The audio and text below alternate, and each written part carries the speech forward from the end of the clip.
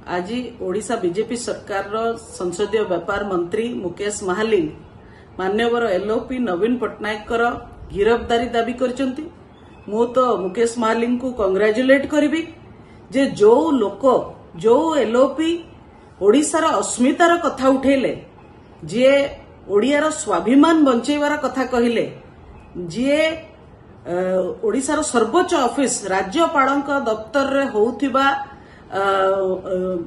Lawlessness ऊपर स्वर उत्तोलन कले, आईन ता बाटरे जाऊ बोली कहले, राज्यर विपर्यस्त आईन श्रृंखला परिस्थिति को नापसंद कले, सेभली एलओपी गिरफ्तारी आज बीजेपी दाबी करछि। बीजेपी अस्मिता कथा कहीकि सरकार को आसिला, किंतु बहुत सुविधावादी बाटरे एबे सेमाने अस्मितार कथा संपूर्ण भाव में भूली गलेनी।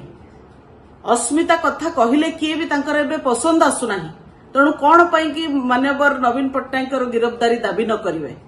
मु ओडिशा बीजेपी रो नेता माननकु कहि देबाकू चाहूची जे बिजू जनता दल सबु बेले 4.5 कोटी ओडियांक पाई लढिथिला, लढुची, आगामी दिन रे लढिबो मध्य।